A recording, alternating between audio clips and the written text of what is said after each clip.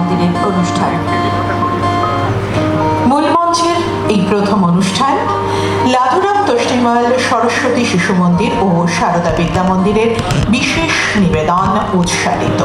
সঙ্গীত পরিচালনায় অভিষেক চক্রবর্তী, নৃত্য পরিচালনায় অনুস্মিতা ভাস্কর, মূল ভাবনা ও পরিচালনায় সৌম্যব্রত বসু, পরিবেশনায় লাধুরাম তোষ্টিওয়াল সরস্বতী শিশু মন্দির ও সারদা বিদ্যা মন্দিরের ছাত্রছাত্রীবৃন্দ। শুরু হচ্ছে নিবেদন উৎসারিত।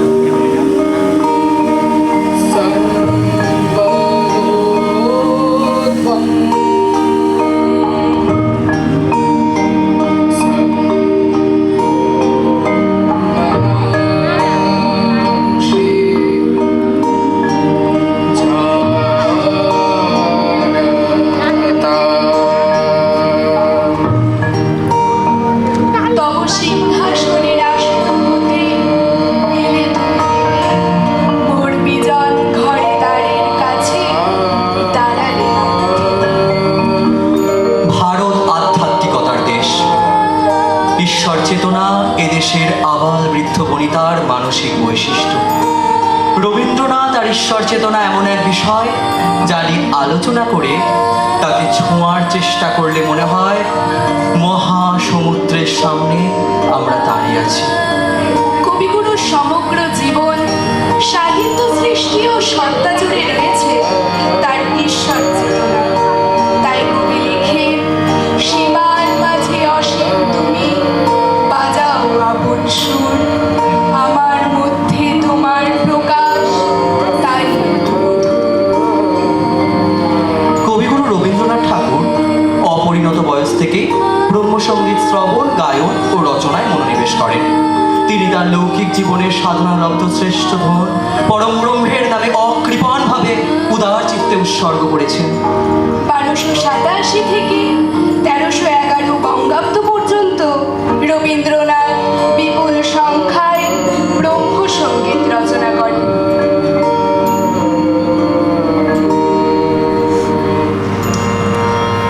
মহিমা তব উদ্ভাসিত মহাগগন মাঝে, তব উদ্ভাসিত মহাগগন মাঝে, বিশ্বজগৎ মণিভূষণ বেষ্টিত চরণে, আনন্দ লোভে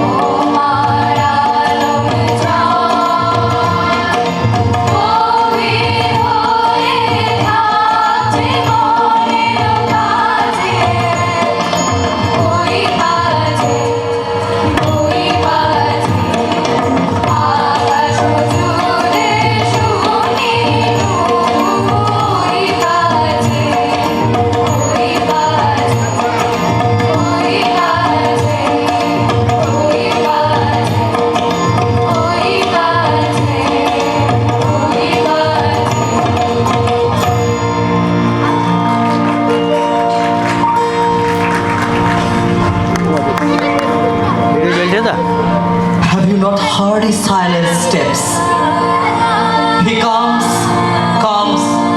ever comes, every moment and every age, every day and every night.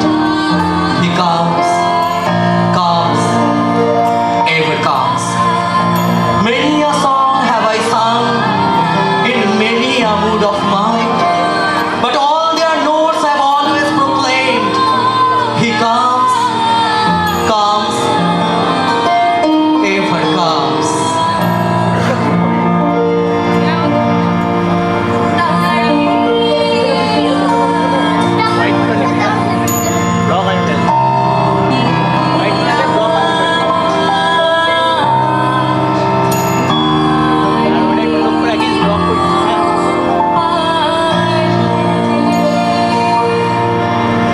আমার সুর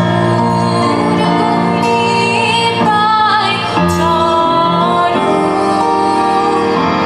আমি পাই তোমায়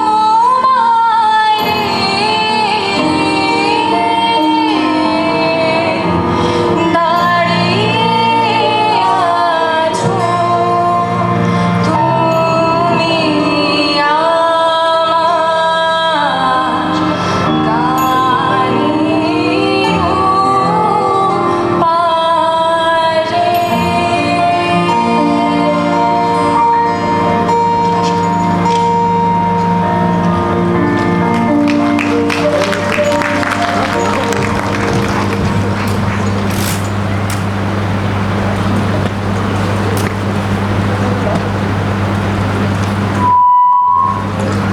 ধন্যবাদ লাধুরাম তোষনিওয়াল সারদা বিদ্যা মন্দিরকে। এক অসাধারণ একটা অনুষ্ঠান আমরা দেখলাম। ব্লগ নিয়ে গোটাটা নিয়ে, হ্যাঁ গোটা ফ্রেমটা নিয়ে সবাইকে নিয়ে মনে সবাইকে যেন থাকে, হ্যাঁ।